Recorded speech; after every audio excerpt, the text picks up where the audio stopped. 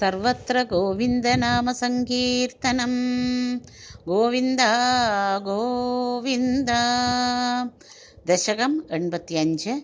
ജരാസന്ധവധവും ശിശുപാലവധവും.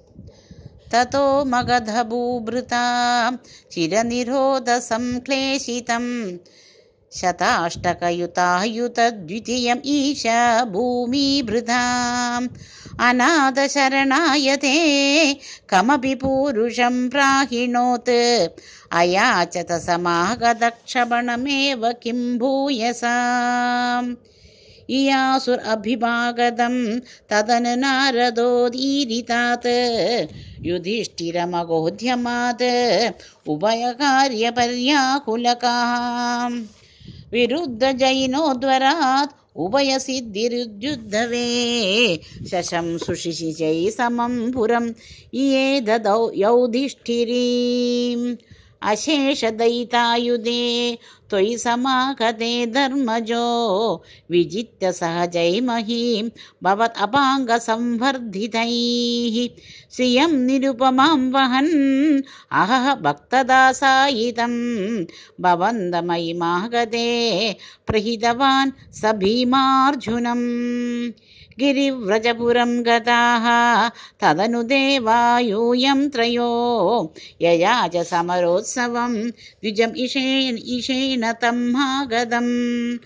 अपूर्णसुकृतं त्वमुं पवनजेन सङ्ग्रामयन् निरीक्ष सह जिष्णुना त्वमपि राजयुध्वा स्थितः अशान्तसमरोद्धतं विडपपाडना संज्ञया निवाद्य जरसुतं पवनजेन निष्पाडितं विमुच्य निमृदीन्मुदा समनुगृह्य भक्तिं परां दिदेशितगदस्पृहान् अभिजधर्मगुप्तै भुवः प्रचक्रुषि युधिष्ठिरे तदनु राजसूयाद्वरं प्रसन्नभृतकीभवत् सकलराजगव्याकुलं त्वम् अप्यै जगत्पदे द्विजपदावने जातिकं चकर्तकमुकथ्यते नृपवरस्य भाग्योन्नतिः.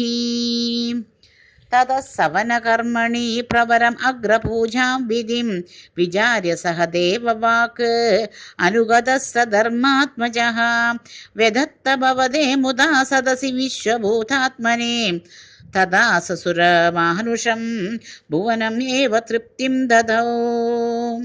ततः सपदि चेदिपो मुनिनृपेषु तृष्णस्वहो सभाजैदिको जटः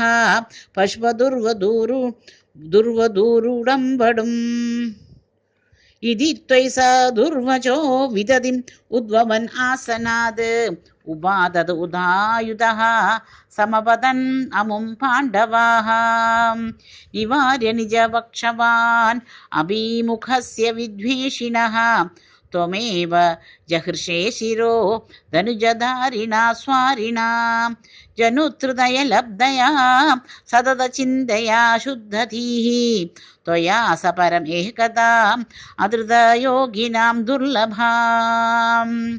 ततः सुमहिते त्वया क्रतुवरे निरूढे जनो ययौ जयति धर्मजो जयति कृष्ण इत्यालपन् कलसतु सुयोधनो दूतमना सपत्नश्रिया मयार्पितसभामुखे स्थलजलभ्रमादभ्रमीत्. तदा हसितमुत्थितं द्रुपदनन्दना भीमयोः अभाङ्गकलया विभो किमपि तावत् उज्जृम्भयन् धराभरनिराकृतौ सपदि नाम बीजं भवन् जनार्दना मरुत्पुरीनिलया पाहि माम् आमयात्. सर्वत्र गोविन्दनामसङ्कीर्तनं. गोविन्द गोविन्द.